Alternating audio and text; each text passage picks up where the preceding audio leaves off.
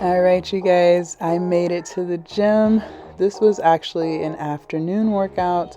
I prefer to work out in the mornings. I'm just more fresh. I have more energy in the morning. I don't know, I guess because I just woke up, so I always will prefer an AM workout, but sometimes the schedule doesn't always work that way. And that's okay. I'm still going to get a good workout in regardless.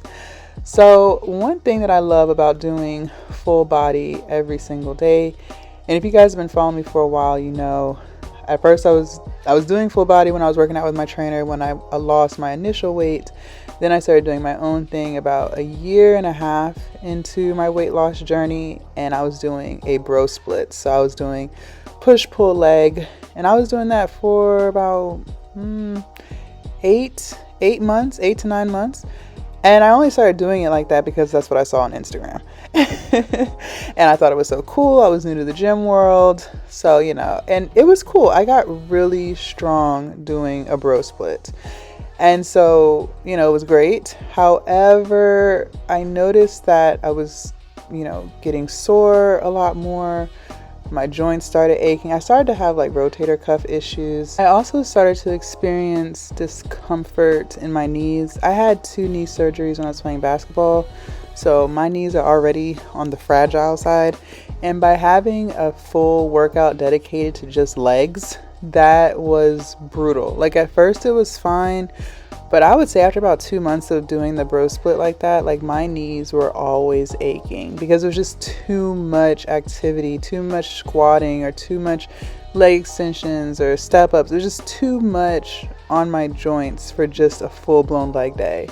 So I needed to change it up, and I'm glad I did, because now that I do full body every day, nothing hurts. I'll get sore a little bit, but nothing hurts. My knees feel great every single day. They're not aching, no discomfort.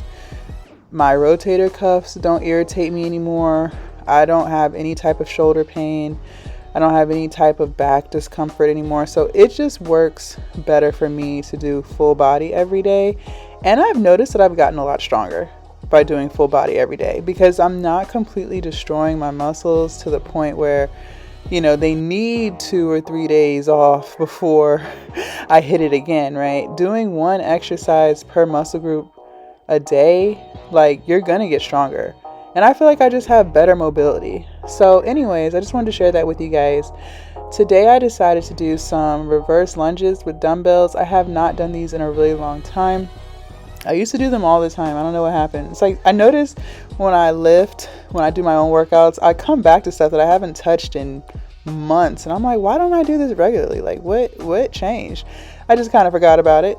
So I supersetted the reverse lunges, and those were 2 40-pound dumbbells that I had. I supersetted that with some jumping lunges for some extra cardio, and I am still doing 20 minutes on the elliptical or Stairmaster every single day. But HIIT is always just a great way to really get the heart hearting. And those jumping lunges are no joke. Do not doubt the power of those jumping lunges.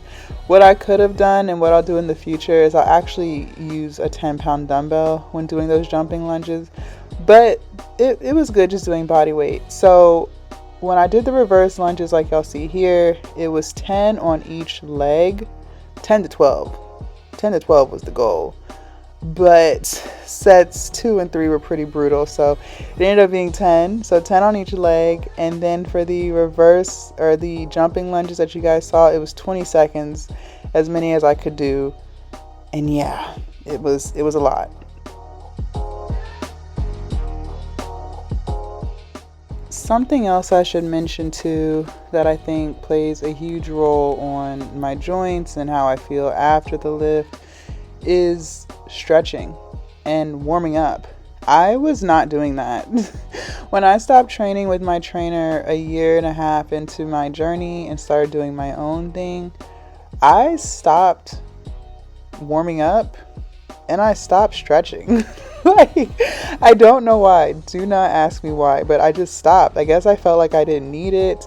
My flexibility was the best it has ever been my entire life. So I don't know. I just kind of stopped. And I would say like 2 months in, especially when I started bulking and I was lifting really heavy weight because I was putting on so much muscle. That was this time last year. I wasn't warming up, I wasn't stretching after, and I could start to feel it. Like, it was a struggle to just walk. I would be so sore. My hips were stiff, my knees were stiff, my back was stiff. Everything was just stiff because it's like, you just don't forget to just take care of your body. Like, yeah, you're taking care of your body by exercising.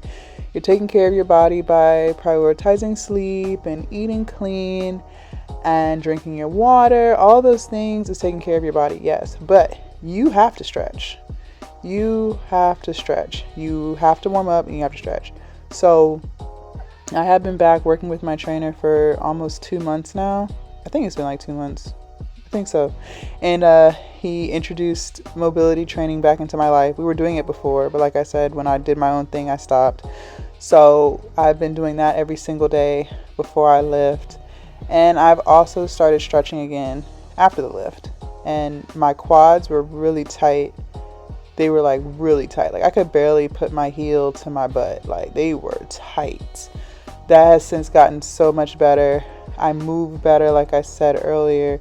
So just don't neglect warming up, especially when you're doing chest. Like, your whole shoulder area, your shoulders are very fragile. That's number one. That's why you really don't need a lot of weight to work your shoulders. Like, any type of cable fly or lateral raise or upright row, like, you really don't need a lot of weight to do that. And that's because your shoulders are very fragile. And so you have to warm up your rotator cuff area. You need your rotator cuffs when you're doing any type of shoulder exercise, any type of chest, and any type of tricep. So you have to warm that up. I had stopped doing that. I would just, don't laugh at me, but like, let's say I was hitting like seated shoulder press for the day. I would literally sit on the bench and I would start with some 20s real quick, do a couple reps at the 20s, then I would jump to 35, and then I would go right to 50s. There was no warm up for my shoulders whatsoever other than that, and no wonder I had rotator cuff issues. So, warm up, stretch, take care of your body after and before the lift. All right, so my next set of exercises here, I'm doing some tricep, what are those, single arm pull downs. I love these. I get a really good burn, and I make sure to really squeeze at the bottom when I fully extend my arm. You don't need a lot of weight for this either, y'all. I think I had 11 pounds on that cable, and my triceps definitely felt that.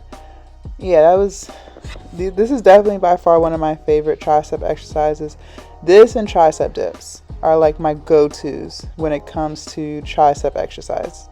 I like the rope. The rope is cool, you know. I'm not against it. I do it regularly, but my favorites, this and tricep dips, hands down. And then I supersetted the tricep pull downs with some cable bicep curls. My biceps have gotten a lot stronger too. I am proud of what I can curl. Y'all, like, I don't play about no biceps. I want the arms. Bring on the arms. So I think I was trying to aim for 10 to 12 reps here too. I did 3 sets of both the tricep pull downs and the cable curls. So basically I start out as heavy as I can and then drop the weight. But yeah, today was a great workout. Burned a lot of calories, got a good sweat, got a good pump. Y'all see the muscles. Y'all see the progress. The shoulders, the back, the arms, the delts, the stomach. You see it. You see it. That's what consistency does. Discipline goes crazy. Bye, y'all.